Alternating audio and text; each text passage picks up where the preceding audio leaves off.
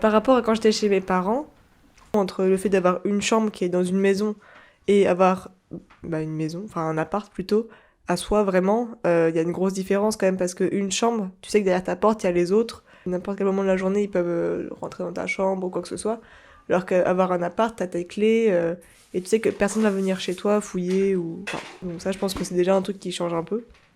Et aussi, un truc un peu important, je pense, par rapport au fait que je change un peu de comportement quand je suis chez moi, par rapport à quand j'étais chez mes parents ou même quand je suis chez d'autres gens. C'est aussi, je pense, par rapport à la dysphorie, parce que quand je suis chez moi en pyjama, genre t-shirt, culotte et tout, je m'en fiche, personne me voit. Alors que quand je suis avec des gens, tout de suite, je suis en mode, le regard des autres, quoi, qui joue quand même un peu, par rapport à comment je me comporte. Et un truc que j'ai remarqué aussi, c'est que depuis que j'ai mon propre appart, du coup mon propre chez moi, j'aime trop genre danser et tout, enfin genre je mets, je mets de la musique, je danse et tout. Et c'est grave des trucs que je faisais pas avant parce que j'avais toujours peur que quelqu'un rentre dans ma chambre ou me prenne en flagrant délit de danse quoi. Une fois que t'es chez toi et que la porte est fermée, y a personne qui va venir te déranger. Du coup, j'habite dans mon appart depuis avril de l'année dernière. Je suis arrivée parce que je m'entendais plus avec mes colocs, donc je suis partie un peu du jour au lendemain pour fuir l'ambiance un peu nulle. Et j'ai trouvé un petit appart trop chouette près du centre-ville, donc il y avait tous les critères qui allaient bien. Je l'aime bien parce que il est tout petit et on dirait un petit peu une petite tiny house.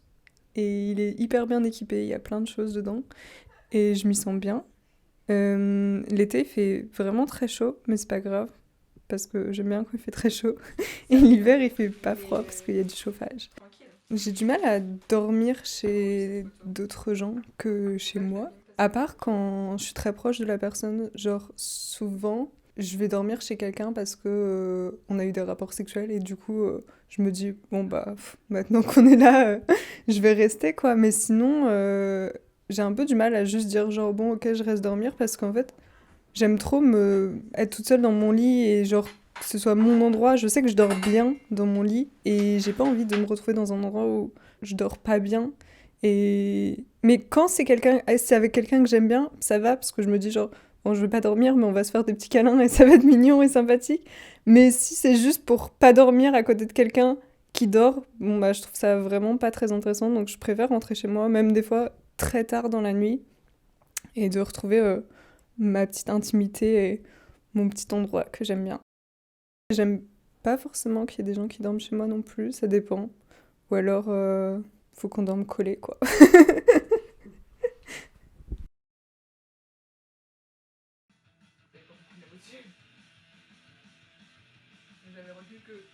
Alors, l'intimité pour moi, je pense que c'est quand... bon, c'est un peu bateau, mais c'est quand je peux me sentir complètement vulnérable dans un espace, quoi. Quand je peux être très content, être très très content dans un espace, et également chialer mes morts dans les 30 minutes qui suivent. Voilà, ça c'est un endroit, je pense, où je me sens bien. Où c'est mon intimité, quoi. Également, tout simplement, un endroit où je peux être tout nu, c'est vraiment le symbole d'intimité. Parce que je suis pas très pudique, mais bon, quand même, un peu. Mais du coup, je crois que j'ai un rapport assez tendu au lieu où j'habite, parce que c'est des endroits... Enfin, pour moi, c'est ultra intéressant, non, mais important, oui. J'ai besoin de me rattacher au lieu. Je pense que c'est normal, tout le monde un petit peu. Je sais pas, notamment les endroits où je dors, c'est ultra important. Enfin, moi, c'est un truc qui me tend très très vite. J'ai toujours du mal à dormir un peu chez les gens. Ça va un peu mieux, je crois, depuis que je suis partie de chez mes parents, mais pendant très longtemps, j'habitais à 5 minutes de chez mes meilleures copines, et quand on faisait genre des soirées pyjama, etc., franchement, à 4 heures du matin, j'étais en mode bah, du coup, je vais rentrer dormir chez moi, parce que je suis à 5 minutes de toute façon, et je rentrais dormir chez moi. En fait, je pense que c'est pas tant le fait de dormir chez quelqu'un que de se réveiller chez quelqu'un, et de pas savoir quoi foutre de sa personne, parce que généralement, je me réveille tôt. C'est plus très vrai, mais je me réveille tôt. Et du coup, je regarde le plafond pendant 1h30. Et je trouve ça horrible. Je déteste ça. Il y a quand même ce truc de quand tu vas dans un nouvel endroit. Enfin, quand je vais dans un nouvel endroit, ça me tend un petit peu, quoi. Quand je vais dormir chez les gens, je suis pas. Les premières nuits, généralement, je suis pas très à l'aise. Et je dors mal. Alors que quand les gens ils viennent dormir chez moi, il n'y a pas ce truc-là, en fait. Le souci, c'est pas tant d'être avec quelqu'un que d'être dans un endroit autre que chez moi. Donc je pense qu'il y a vraiment un truc avec le lit, mais aussi il y a un truc particulier avec la routine surtout. Il y a ce truc quand même des objets qui est rassurant. Enfin, ma sœur, dans sa chambre, elle a plein d'images qui la rassurent et qui vont avec le mood, etc. Moi, je sais que c'est mes livres qui sont là et qui sont importants d'être là. Parce que je me sens rassurée, je les connais, ils me connaissent, on se sait. Si je suis triste, je sais quoi lire. Si je suis content, je sais quoi lire aussi. C'est une sorte de ressource de calme et d'être rassuré. Et les objets, ils sont là, certes, mais c'est ce qu'on construit autour des objets et ce qu'on construit autour de nos meubles et du temps qu'on passe chez nous. Et du coup, chez les autres aussi, parce que on se crée des routines chez les autres. Je pense que c'est les routines que tu crées chez toi qui te permettent de te sentir chez toi. Moi, voilà, je pense.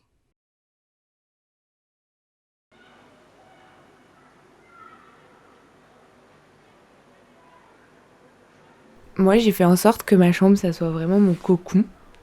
Genre, j'ai réuni tout ce que j'aimais sur mes murs et un peu partout.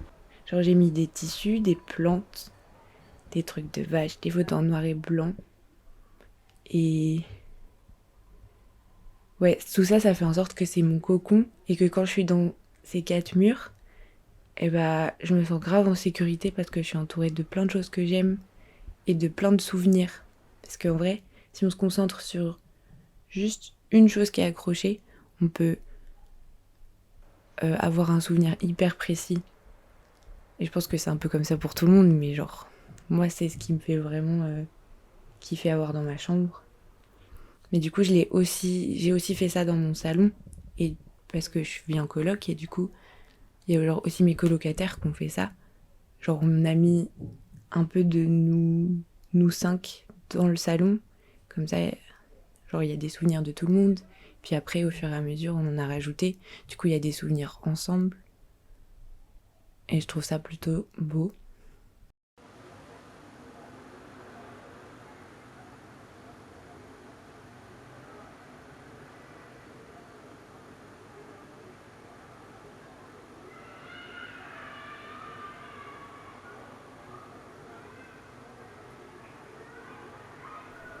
Du coup, moi, j'ai commencé à vivre avec ces quatre personnes il y a 1 an et demi. Et au début, c'était grave difficile de trouver l'équilibre entre passer du temps avec ces quatre personnes, genre trop génial, mais aussi avoir le temps de me retrouver et d'être solo et de... Enfin, moi, quand je suis seule, enfin, quand je me retrouve toute seule, ça me permet d'enlever mon anxiété sociale ou des trucs comme ça me permet vraiment de me poser. Et du coup, vraiment, au début, c'était trop difficile parce que en même temps, j'avais peur de rater des choses avec ces quatre personnes. Mais en même temps, j'avais trop ce besoin d'être seule et du coup, genre, ça a mis beaucoup de temps à trouver cet équilibre. Et en plus, on a vécu les confinements ensemble et tout, du coup, genre, enfin, vraiment, on était constamment ensemble. Mais je pense que tous les cinq, on a réussi à trouver un équilibre. Et des fois, ça se déséquilibre et ça revient. Je sais que, genre, le fait de vivre ici et de manquer d'intimité, ça a aussi réglé des problèmes pour moi, genre. En gros, quand je vivais toute seule, euh, moi j'ai des problèmes avec la bouffe par exemple. Et genre quand je vivais toute seule, je pouvais genre ne... En fait je mangeais jamais devant les gens, devant mes amis, devant personne, je mangeais vraiment jamais. Mais quand j'étais solo, je mangeais genre énormément, mais genre en mode crise de boulimie un peu. Je suis pas diagnostiquée et tout, mais genre moi je prenais ça vraiment ça comme ça. Et, euh, Et du coup, en fait, quand tu vis en coloc, t'es forcé de manger avec les gens, en fait. Tu vas pas t'enfermer dans ta chambre pour manger, c'est ridicule un peu. Et du coup, genre, ça m'a permis de trouver un rythme et de pas... Enfin, de faire beaucoup moins souvent de ces crises-là. Et du coup, je pense que des fois, manquer d'intimité, ça peut aider. Enfin, moi, en tout cas, ça a été le cas. Et, euh, et voilà. Là, tu m'entends bien, ok. Donc pour moi, l'intimité, c'est quelque chose que je ressens pas énormément. En fait, en tout cas par rapport à mon chez-moi, je le vois plus comme une sorte de musée de moi quand j'invite des gens. Et souvent, on me dit « Ah, chez toi, ça te ressemble ». Enfin, je pense que pour tout le monde, mais on voit vraiment mes centres d'intérêt de manière assez flagrante. Et notamment par rapport au graphisme, on me le dit souvent que ça ressort pas mal chez moi. Et du coup, pour moi, inviter des gens chez moi, c'est plus inviter quelqu'un dans le musée de ma personne, mais pas dans mon intimité. Et moi, mon intimité, je pense que je la ressens plus physiquement que mentalement, dans le sens où, pour moi, quelqu'un qui va être trop près de moi ou me faire des câlins, ça, je suis pas très tactile, donc ça, c'est mon intimité. Genre, si quelqu'un se penche au-dessus de moi pendant que je suis en train de travailler ou quoi, ça va m'oppresser, mais d'une force. Donc ça, pour moi, ça, c'est vraiment mon espace d'intimité, c'est le périmètre de sécurité autour de moi, ne pas trop franchir. Mais après, je peux être très très physique avec les gens que j'aime, mais enfin amoureusement quoi. Mais il n'y a pas de souci, mais c'est juste sinon j'ai un peu du mal. Et c'est vraiment ça que je définis chez moi. Et j'hésite pas d'ailleurs à dire aux gens recule, vraiment casse-toi. Non, mais recule parce que là t'es trop près, voilà. Mais pour chez moi, vraiment, c'est toujours un plaisir d'accueillir des gens chez moi parce que je trouve que c'est aussi te dévoiler. Aussi, j'adore visiter chez les gens parce que je trouve que tu les comprends mieux aussi et tu captes des choses que tu n'avais pas forcément captées avant. Justement en découvrant comment ils gèrent leur chez-soi, comment ils s'organisent, ce qu'ils ont, leurs objets, etc. Quand tu deviens à l'aise avec quelqu'un, pour moi, c'est quelque chose un peu dans la sensibilité, dans le sens où je peux vraiment tout lui dire. Bon, déjà, je suis très très franche de base, je pense que c'est pour ça que j'ai pas trop d'intimité émotionnelle, parce que moi, je peux vraiment raconter mes histoires à tout le monde, je m'en fous complètement. Et d'ailleurs, ça choque un peu les gens, des fois, ils sont en mode, mais pourquoi tu racontes ça à tout le monde ? Moi, vraiment, je n'ai pas de barrière par rapport à ça. Et je pense que du coup, mon intimité, elle est vraiment dans le physique. Et quand je suis vraiment à l'aise avec quelqu'un, c'est quand je peux vraiment tout lui dire, le fond de ma pensée. Enfin, je sais que je peux faire cette blague un peu limite, enfin pas limite, mais non, mais en mode peut-être toucher à des cordes sensibles chez la personne sans que, enfin, toujours avec bienveillance, hein, j'imagine. Enfin, en tout cas, ça se passe bien avec les gens avec qui je me sens vraiment proche. Ça, c'est vraiment, je trouve, le stade ultime de l'intimité, de se sentir proche avec quelqu'un. C'est qu'on peut ne pas parler, et que ça ne crée pas un blanc, en fait. C'est juste naturel. Plutôt que alors, si t'es avec quelqu'un avec qui t'es pas à l'aise, si tu arrêtes de parler à un moment, ça devient bizarre. C'est que t'es pas intime avec cette personne, pour moi. Et voilà. Le rapport au chez moi, il a beaucoup évolué avec le temps parce que j'ai habité avec ma mère, j'ai habité avec mon père. J'ai plus ou moins toujours partagé la chambre avec mon frère. Et du coup, pendant très longtemps, j'avais pas vraiment de chez moi défini, en fait. J'avais pas d'espace qui m'était défini, d'espace qui n'était qu'à moi. Et je l'ai toujours souhaité, en fait, avoir cet espace. Je pense que depuis mes 14 ans, je souhaite avoir un appart rien qu'à moi. Je pense que j'en ai parlé à tout le monde de mon entourage. Et ça a été un peu une libération, en fait, quand je me suis trouvé cet appartement dans lequel je vis actuellement et dans lequel j'habite depuis bientôt 2 ans.